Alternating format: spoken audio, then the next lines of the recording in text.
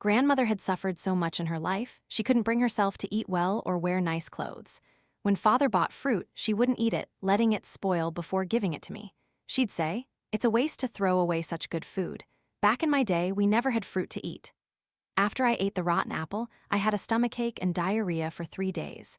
When mother bought me new shoes, grandmother wouldn't let me wear them. She waited until they were too small, then forced me to put them on.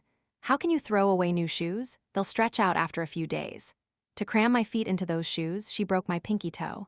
She scavenged discarded clothes from the trash for me to wear. She said, "These people are so wasteful, throwing away perfectly good clothes."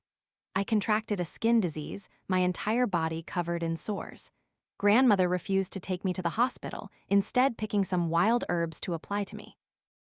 Back then, we had no money for doctors or medicine, we just picked whatever weeds we could find. Don't waste money on such foolish things. After that, medicine. My whole body swelled and I struggled to breathe. She piled 6 blankets on me, saying sweating would cure me. Weak and unable to pull off the blankets, I suffocated during a high fever. She scolded me for having thin luck and a short life. I was reborn on the day she told me to eat those spoiled fruits. If she loved suffering so much, I would let her experience it firsthand. In 11th grade, my parents divorced. Mother moved back to her maternal grandmother's house temporarily, and I lived with father. They agreed father would cover my living expenses and tuition, while mother would be responsible for my clothes for 4 years. Father was a long-haul truck driver, often away for 10 days to half a month. Fearing I'd be left alone, he brought grandmother from the countryside to town. Grandmother was extremely frugal, unable to buy anything new, unable to eat anything good. Fruits and snacks father bought would often sit until they spoiled before she brought them out. I refused to eat them. She'd mutter about how people nowadays didn't appreciate anything, refusing to eat good food. She even asked if I wanted to eat dragon meat. I explained that expired food would cause stomachaches. Rotten fruits were even more dangerous. Eating them could be deadly. She didn't believe me.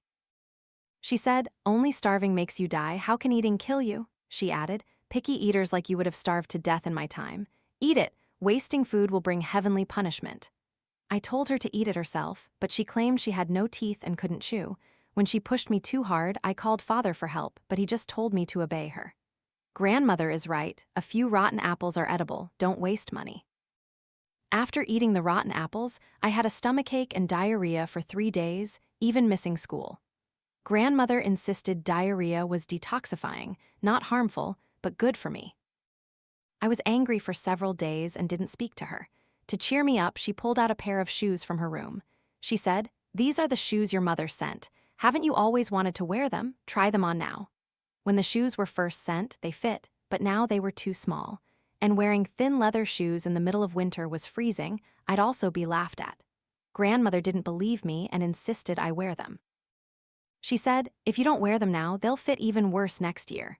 She held my foot and tried to force it into the shoe. My pinky toe broke. I was drenched in sweat from the pain, yet grandmother clapped her hands in praise. "Look how beautiful these shoes are. You are truly blessed. In my day, we didn't have such nice shoes. We walked barefoot all day. People must cherish their blessings or disaster will strike." After my toe broke, I couldn't walk or go to school. I worried about falling behind and begged grandmother to take me to the hospital to reset the bone. But she didn't want to spend money and promised to carry me to school every day. I couldn't bear that, so I hopped to school. Grandmother advised me to drop out as soon as possible to earn money. She would always tell me stories about girls in the village who earned so much money for their families, buying houses and cars for their younger brothers. I argued that I didn't need to earn money for anyone, I just wanted to study hard and get into college. She scolded me, calling me unfilial and uncaring towards my parents. As punishment, she sold all the new clothes mother had bought for me. When I found out, I cried and begged her to get them back. She slapped me. "Why are you making such a fuss, girl? It's just a few shirts. I'll find you some." She then rummaged through the trash and brought back a pile of discarded clothes for me to wear. I looked closely and saw that the clothes were still good, not dirty or torn, completely wearable as new. She said, "Back then, we didn't have such nice clothes to wear. We wore one shirt for decades, patching it up when it tore, never daring to throw it away even when it was covered in patches. This girl has never suffered. She doesn't know how to cherish her blessings." I didn't want to wear clothes scavenged from the trash. Grandmother complained to father that I was disobedient and made her angry.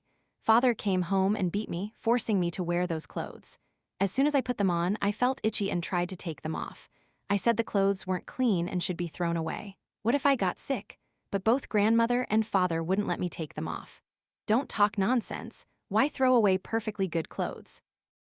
You'll be punished by heaven if you're so destructive. It wasn't until I scratched myself bloody all over that grandmother finally admitted there was a problem. But she didn't blame the scavenged clothes. Instead, she blamed my thin luck for not being able to wear good clothes. I couldn't eat or sleep.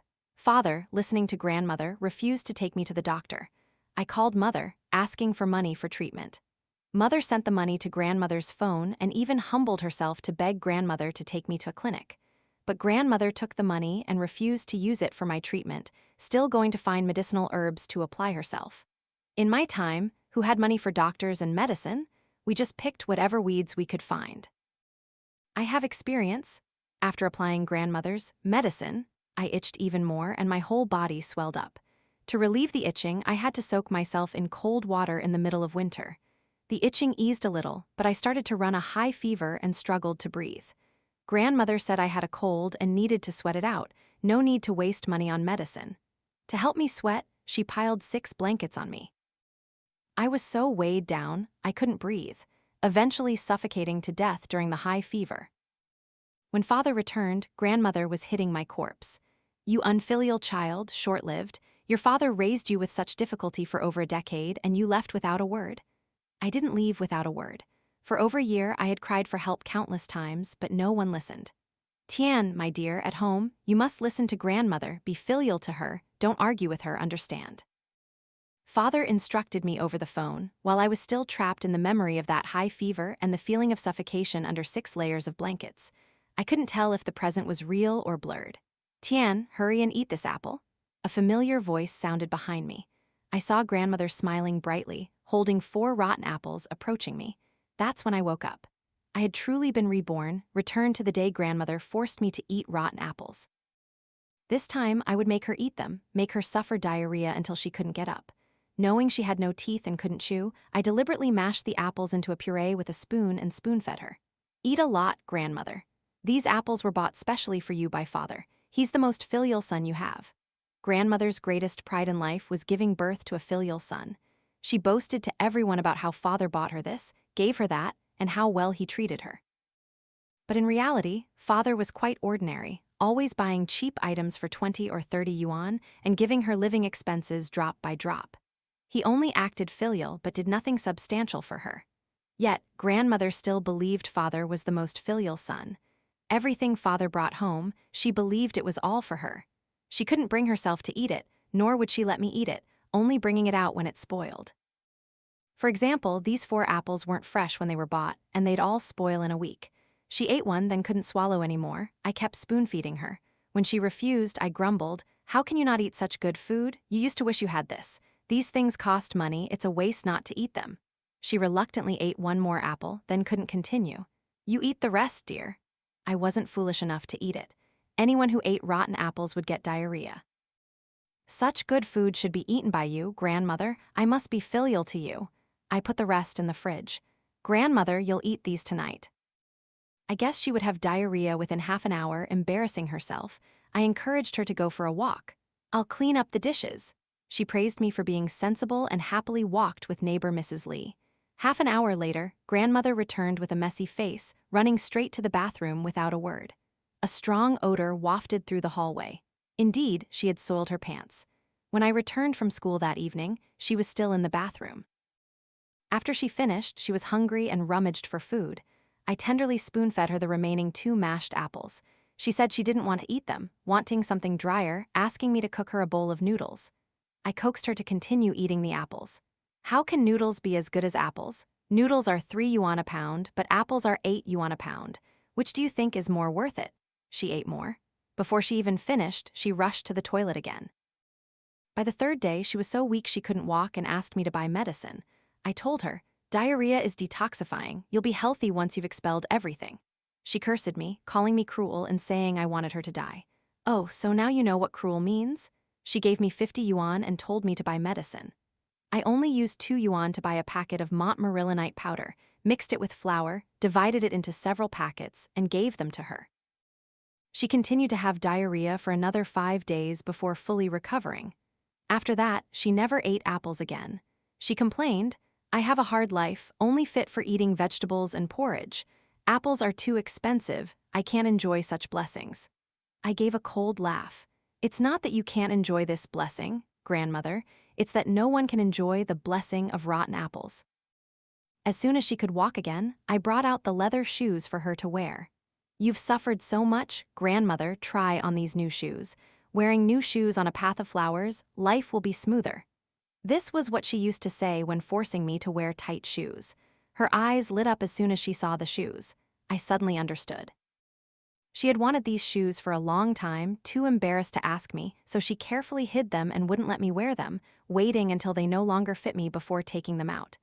It wasn't just the shoes, she wanted all my good things. She cradled the shoes and said, "Your mother bought these for you. I'm your grandmother, how can I take your shoes?" I coldly replied, "Have you taken so little? Mother bought me pajamas." She said she wanted to try them on.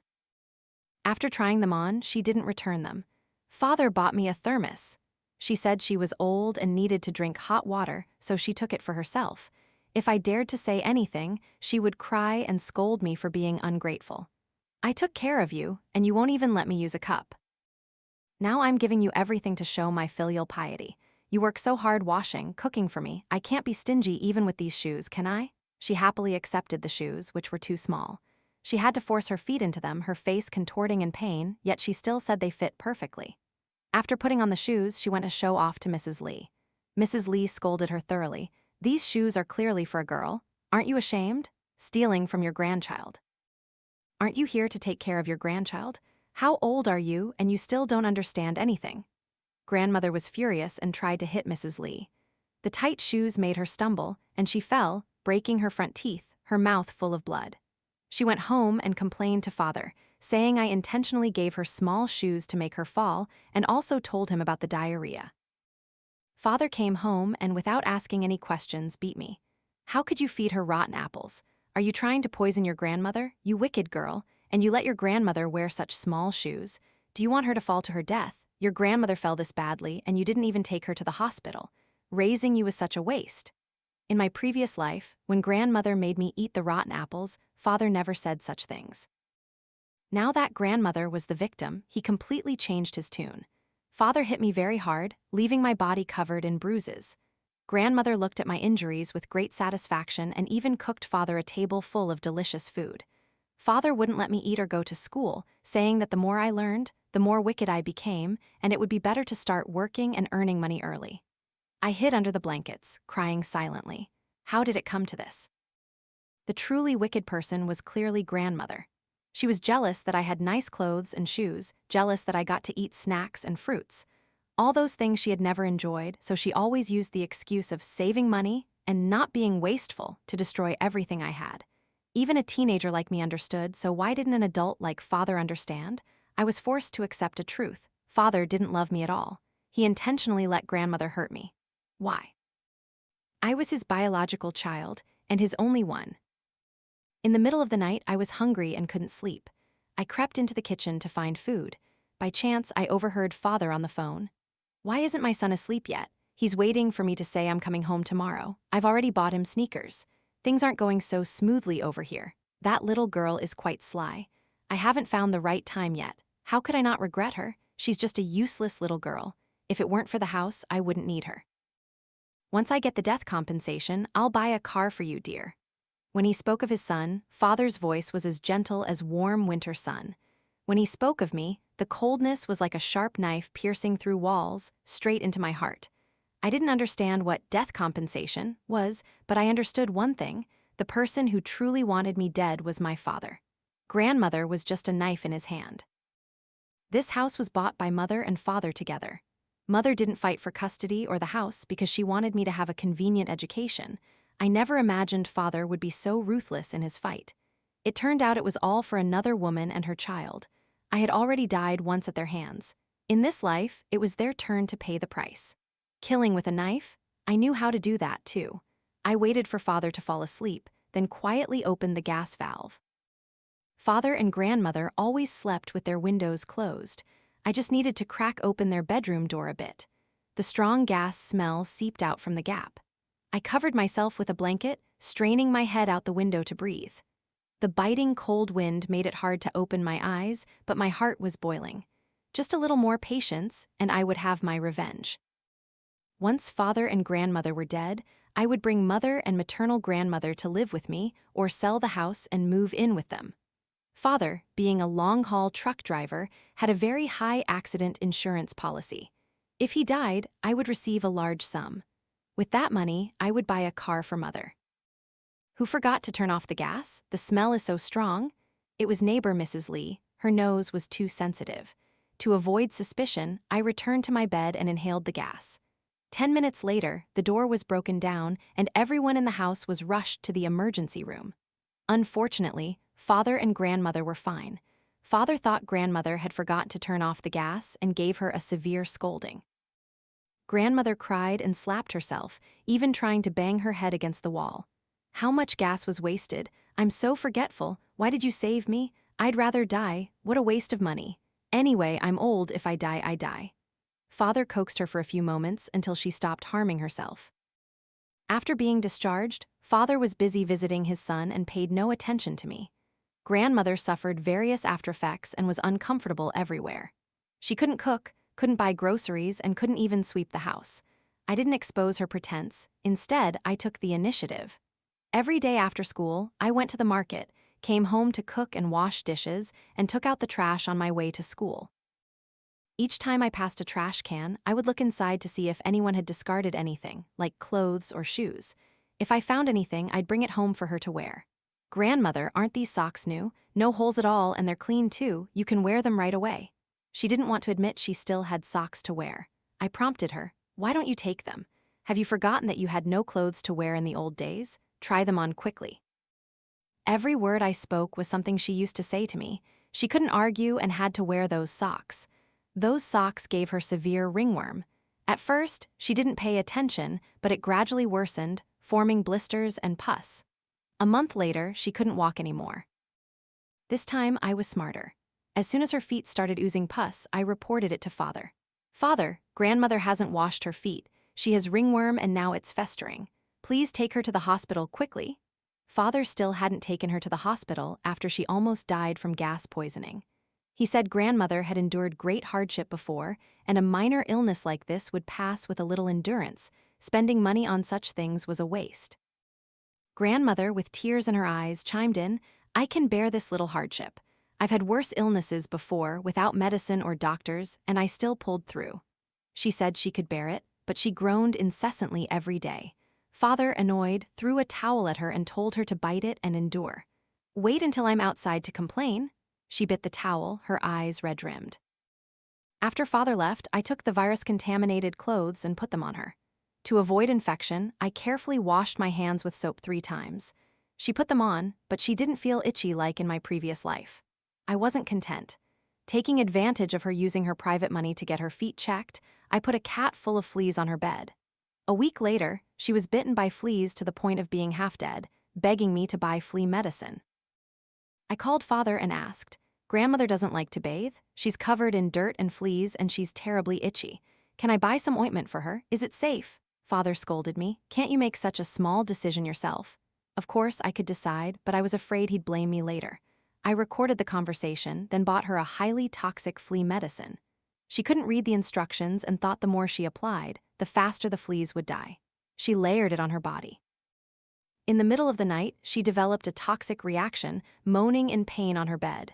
I pretended not to hear. By morning, when I went to check, she was foaming at the mouth and gasping for breath. I couldn't let her die like that. I pretended to panic and called father. Father, come back quickly. Grandmother is foaming at the mouth like a fish. She's not going to make it. Father was asleep and mumbled a few curses at me before hanging up. If she truly died, I didn't know what crime he would accuse me of or how he would deal with me. To save her life, I knocked on neighbor Mrs. Lee's door. Mrs. Lee told me to quickly take grandmother to the emergency room. I burst into tears. I don't have any money. The hospital won't save my grandmother. Father only gives her 800 yuan a month for living expenses and gives me nothing.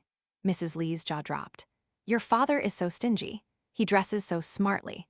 Why does he only give his mother 800 yuan for pocket money? No wonder your grandmother goes to the market every day to pick up leftover vegetables to eat. I used to mistakenly think she was just being frugal. In front of Mrs. Lee, I called father again. This time he hung up immediately, and when I called back, his phone was off. Mrs. Lee cursed father for being worthless. Seeing me sobbing, she took pity on me and advanced the money to take grandmother to the hospital. Thanks to the doctor's diligent care, grandmother's life was saved, but the poison had entered her internal organs. She wouldn't live much longer. Father didn't ask about the details, instead blaming everything on me. He scolded me for not taking good care of grandmother, asking why I bought her poisonous medicine, and forced me to drink the poison to atone. HMPH, you want me to die from this poison so you can get the compensation money, don't you? Don't even dream about it. If you're so capable, kill me yourself. Hearing me say that, Mrs. Lee was the first to defend me. Tian has done her best. If it weren't for her asking me for help, your mother would have died long ago. You don't care about your mother's illness, you don't even answer her calls. How dare you blame Tian for not taking care of your mother? You earn tens of thousands a month, but only give your mother 800 yuan, forcing the old woman to pick withered vegetables to eat and making the child suffer too. She's 17 and doesn't even have a penny for pocket money. I ask you, what do you use the money you earn for, if not for your mother or your child? Mrs. Lee's words made father's face turn red with anger, but he still clung to the issue of me buying poison. Unforgivable. You're in high school, you should know better. How could you give your grandmother such poison? You clearly intended to kill her. I then played the recording of my conversation with him. Father was flustered and speechless. Fine, you damn brat, you even dared to record me. What's your intention? What's my intention? Don't you understand? It's to prevent you from turning on me and blaming me. I burst into tears and asked father, why are you always dissatisfied with me? Grandmother made me eat rotten apples. You said it was fine, edible. She got diarrhea and you cursed me, calling me wicked for trying to poison her.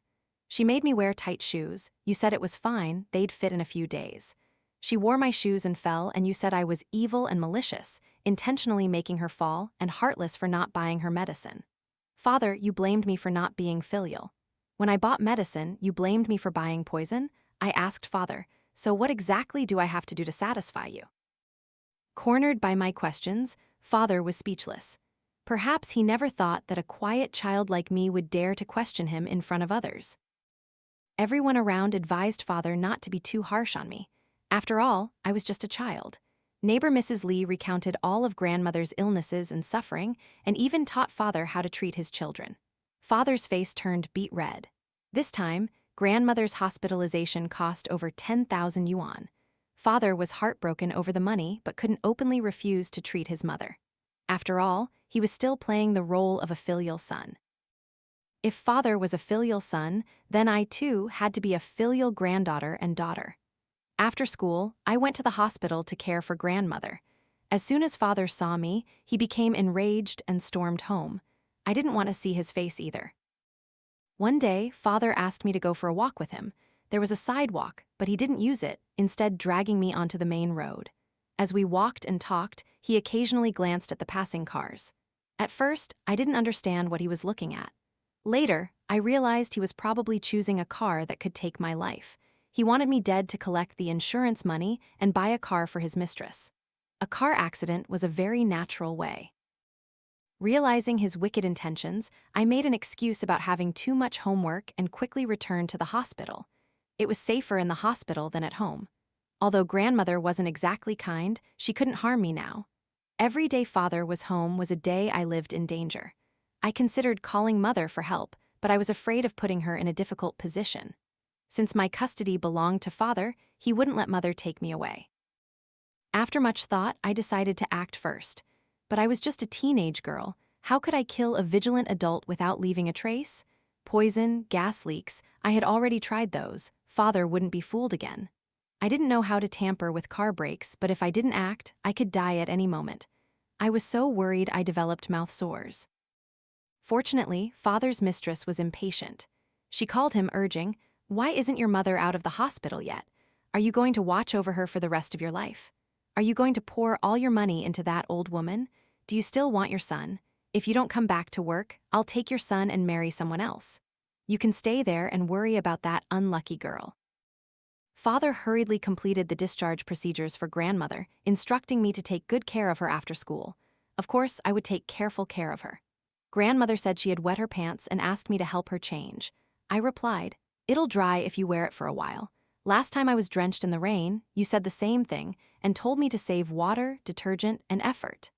Grandmother found the medicine bitter and nauseating and asked me for a candy. I said, "Why are you so difficult? You're lucky to have medicine to drink, and you're asking for candy? Candy is expensive, don't waste money." Grandmother's feet hurt and she couldn't sleep. She wanted me to buy painkillers. I replied, "You're this old and you can't even bear a little pain. Where would I get money to buy medicine? I'll get you some herbal ointment instead." I mixed a little red ink into the flea medicine and applied it to her. She cried out in pain. "I don't want to suffer anymore. I'm going to die soon. I just want a little sweetness, a little peace." It's not that easy. When I was about to die, you didn't let me live peacefully either. Each meal, I only gave her half a small bowl of rice. She was so hungry she couldn't even speak loudly. When she tried to call Father for help, she discovered I had hidden her phone.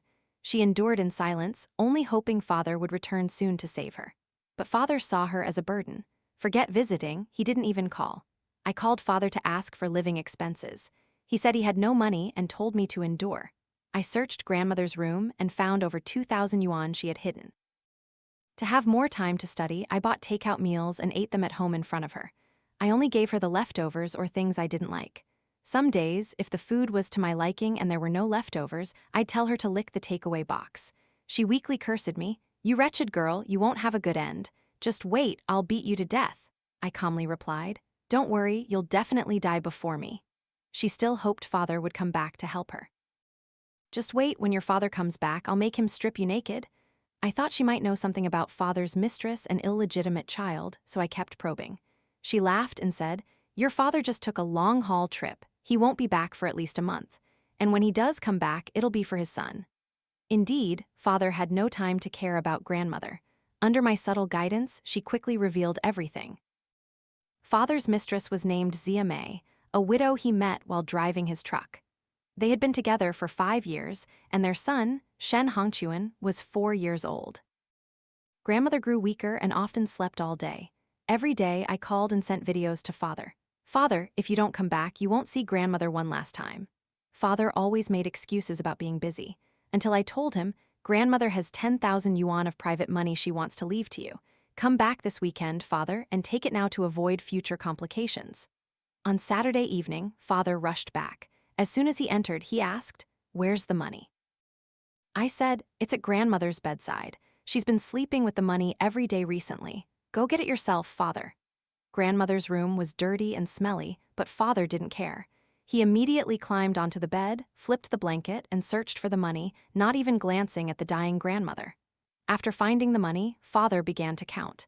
He had a habit of licking his finger with each bill he counted. After he finished counting, I said, "Father, this money was withdrawn by grandmother from the ATM. Check if there are any counterfeits." Father counted twice more, confirmed there were no fakes, and then prepared to leave with the money. I stopped him and asked, "Are you in a hurry to meet your illegitimate son, Father?" Father flinched. "How do you know?" I replied, "Not only do I know you have an illegitimate son, I also know you want me dead to collect the insurance money to buy a car for that woman." Seeing that I knew everything, Father stopped pretending.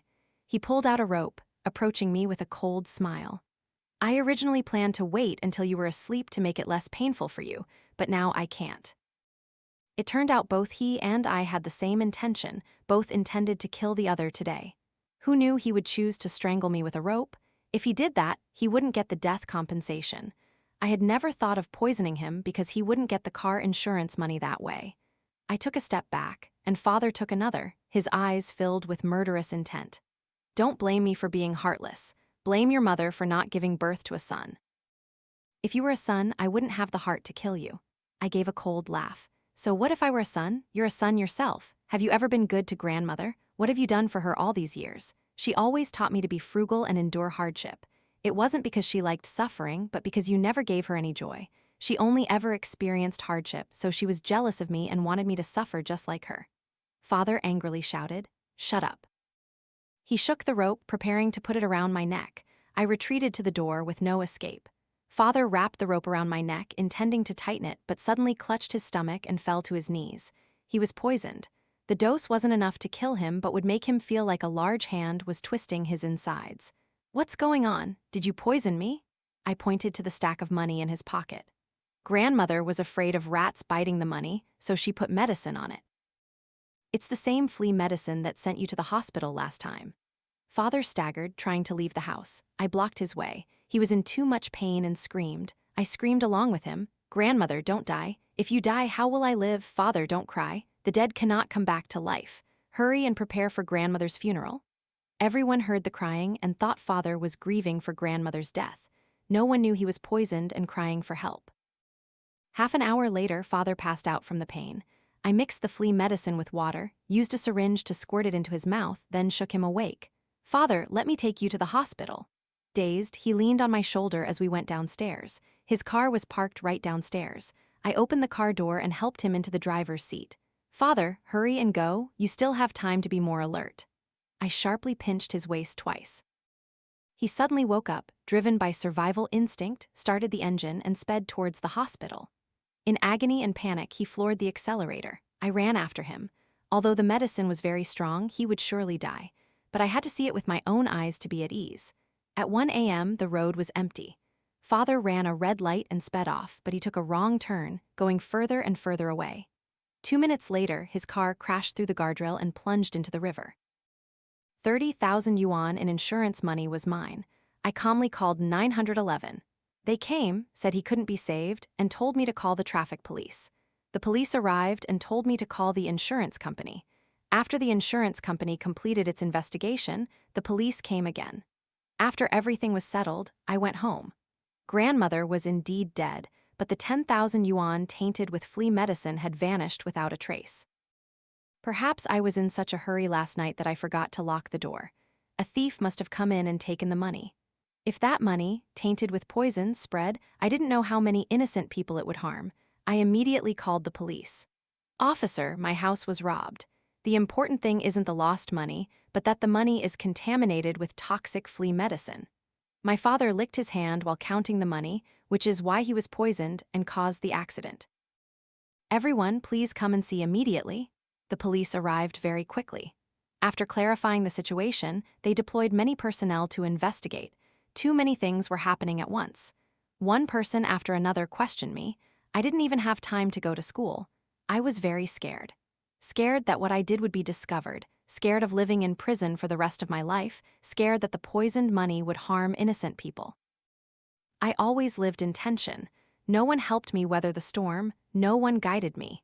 I didn't even dare to tell anyone, fearing I would implicate others because this was a crime and I would go to jail. A week later, all the missing money was recovered. The investigation results of Father's accident were also in. The insurance company told me, based on the types of insurance your father purchased, you will receive a total of 3.4 million yuan. Such a large sum, how could I keep it by myself? I called Mother, telling her to come back to handle Father's and Grandmother's funerals. Mother hesitated slightly. She couldn't leave her place.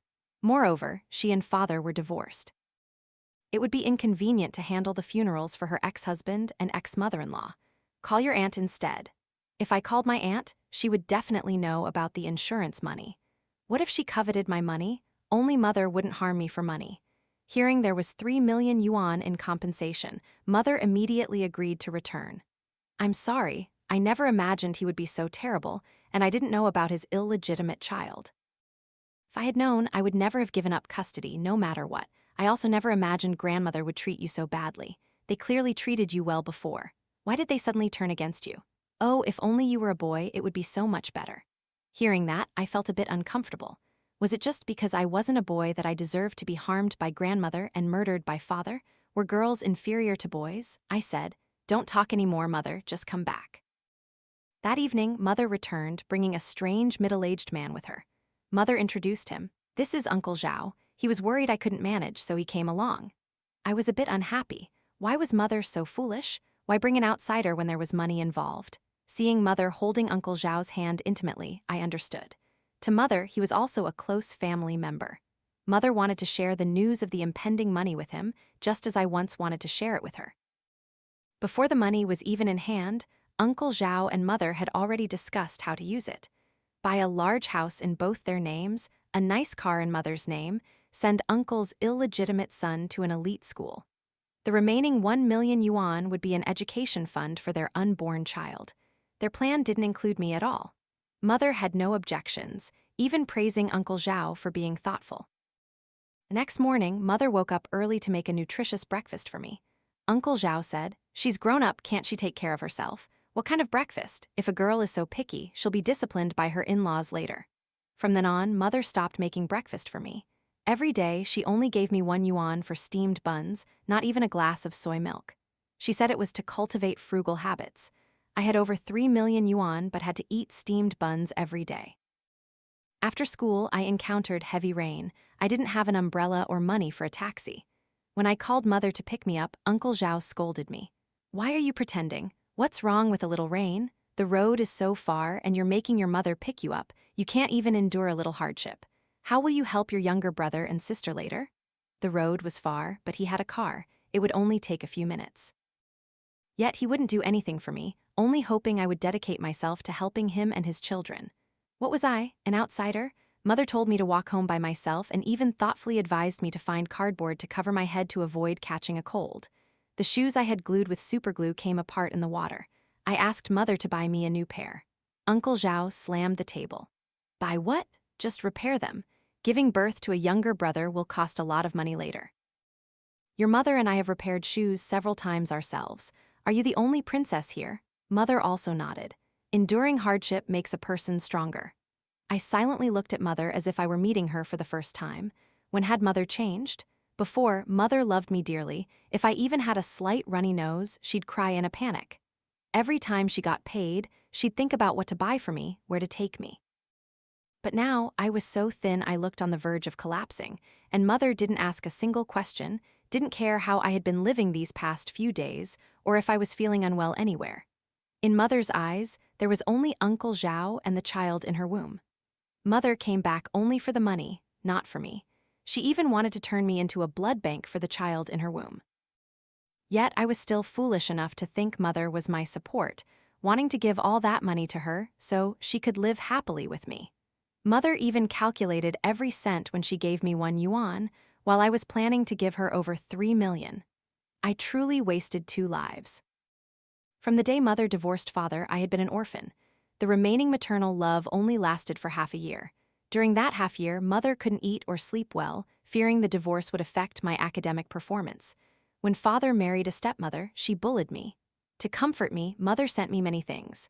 But for the past 6 months, mother hadn't sent anything, not even a single phone call. In my previous life, I had called mother for help many times. She only comforted me over the phone, never coming back to visit me. In reality, she was only 100 kilometers away, a 2-hour drive. Before I died in my previous life, I had called mother for help, but she only sent my grandmother 300 yuan. What could 300 yuan do? It wasn't even enough for a basic checkup. I quietly packed all my documents and ran to the police station, looking for the only female officer who had ever asked me, "Have you eaten enough?" I asked her if there was any way to keep the money in my hands. "My mother has a new husband and is about to have a baby. She doesn't plan to spend a single cent on me anymore. I don't want to live with her, but I'm not yet 18, and she's my only guardian." The officer was very surprised, unable to believe there was such a mother in the world. I told her everything that had happened in the past 5 days, everything mother and Uncle Zhao had done and said. Uncle Zhao was no different from grandmother.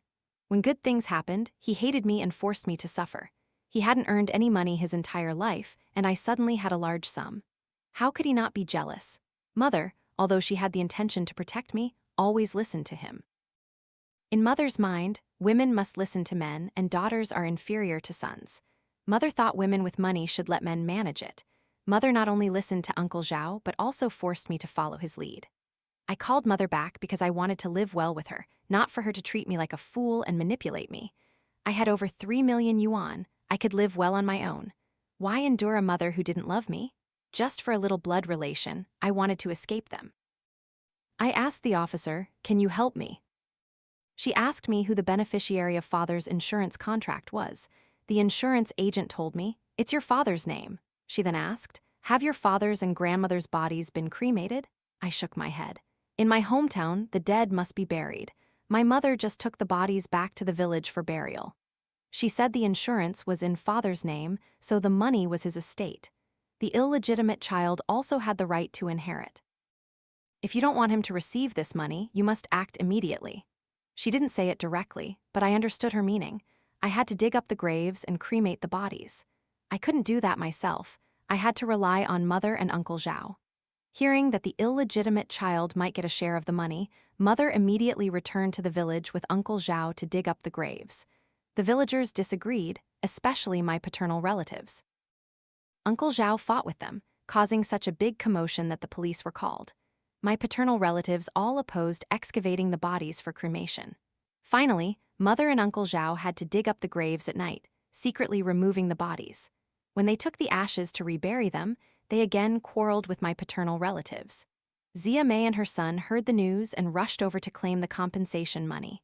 No matter how much evidence she presented of living with father, we wouldn't acknowledge it.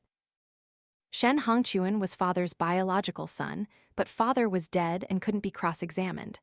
I said he wasn't, and that was that. No matter how much he resembled father when he was little, it was useless. On someone else's advice, Zia Mei wanted to do a DNA test between Shen Hongquan and father's body. But father and grandmother had already been cremated. Only an urn of ashes remained, making any DNA testing impossible. Zia Mei was furious and demanded that Shen Hongquan and I undergo DNA testing. I refused. Zia Mei flew into a rage and lunged at me, pulling my hair. As long as we prove you two are siblings, then my son is Shen Ping's biological child. She pulled my hair, and I pulled hers back. I hated father, and I hated them, mother and son. If not for their instigation, father wouldn't have had the heart to kill me. Those two evil, heartless people, not content with taking all of father's money, also wanted my life. We were irreconcilable enemies. Zia Mei managed to grab a handful of my hair and ran off. Mother and Uncle Zhao chased after her. Mother fell, and the child less than 3 months old in her womb miscarried. Uncle Zhao, enraged, vented all his anger on me, beating me mercilessly and blaming me for not protecting Mother. Mother didn't intervene or say a single word in my defense. My heart, which had been hanging by a thread, died completely. Finally, I could decisively abandon this mother. It was good. I carried my bruised body to the police station to report the crime. All the injuries on my body were caused by him hitting me. I want to sue him for child abuse. Uncle Zhao was detained. Mother tried to hit me. The female officer firmly held Mother's hand, lecturing her that she couldn't hit her child. Mother screamed, "I'm her mother. If I beat her to death, it's my business. Can you control me?" The officer explained that by law, even a biological mother hitting her child is a crime and will be detained just like anyone else. My mother burst into tears, crying and asking why I would do such a thing.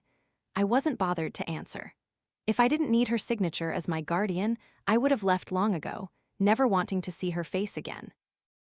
Even when collecting the compensation money, the female officer accompanied me to the insurance company to complete the procedures. My mother wanted me to transfer all the money to Uncle Zhao's account. I refused. She then wanted me to transfer it to her account, saying she would keep it for me. The officer reminded her, "This money is your father's estate. Only you have the right to inherit it. It can only be transferred to your Social Security account. No one, not even your biological mother, is allowed to force you to transfer money to them." The insurance agent glanced at the female officer, surprised, then nodded in agreement. My mother could only watch helplessly as 3.4 million yuan was transferred directly into my account. Zia Mei brought her relatives to my school, demanding I share 2 million yuan with Shen Hongquan. Her reason was that he was related to me by blood, my younger brother, so he also deserved a share of father's compensation money. Furthermore, because he was young, he should receive more. The house I was currently living in also had to be left to Shen Hongquan because father had agreed to it with them. They even had audio recordings as evidence. The school couldn't stop them and had to call the police. The female officer came again. She told Zia Mei, "No one can prove that the 2 DNA samples you submitted were from this girl and Shen Hongquan. This result has no legal validity. You and your son cannot take a single cent from this girl." She warned Zia Mei's relatives that if they caused any more trouble, they would be detained. Zia Mei was not convinced and threw out a pile of evidence. My son is Shen Ping's biological child. I have proof he lived with us, transferred 8,000 yuan every month for 6 years, and bought us many things. I have all the transaction receipts. The officer handed the stack of documents to me and said, "Your parents only divorced a year ago, right?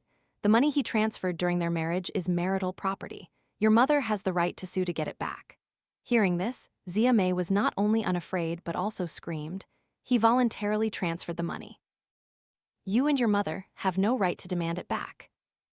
I didn't care whether the money could be recovered or not. I just needed something for my mother to do. My mother was upset because she couldn't get my money, but as soon as she heard she could reclaim tens of thousands from Zia Mei, she immediately perked up, no longer caring about postpartum confinement after her miscarriage. As soon as Uncle Zhao was released from detention, my mother went to court, suing based on the documents Zia Mei had collected herself.